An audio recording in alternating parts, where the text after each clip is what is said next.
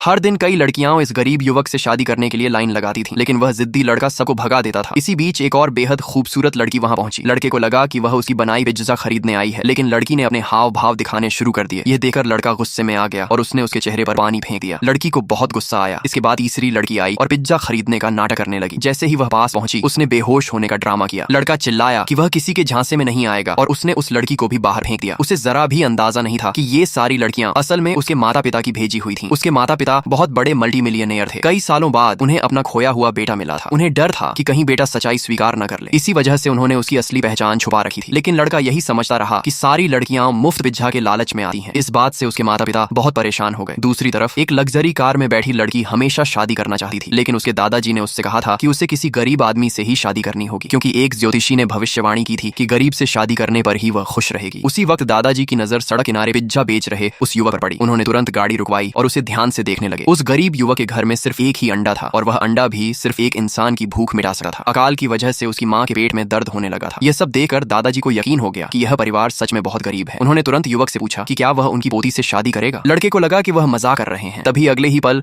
वह खूबसूरत लड़की दादाजी के पीछे आ खड़ी हुई। उसकी सुंदरता देखकर युवक कुछ बोल ही नहीं पाया, लेकिन वह सोचने लगा कि इतनी सुंदर लड़की उससे शादी क्यों करना चाहती है। तब दादाजी ने बताया कि उनकी पोती गरीब आदमी से शादी करके ही खुश रहेगी। यह सुनकर युवक हैरान रह गया। उसने जोर से कहा कि उससे ज्यादा गरीब कोई नहीं हो सकता और उसने तुरंत उस लड़की से शादी करने की इच्छा जता दी। पीछे खड़े उसके माता पिता यह सब देखकर कुछ भी कहने की हिम्मत नहीं कर पाए।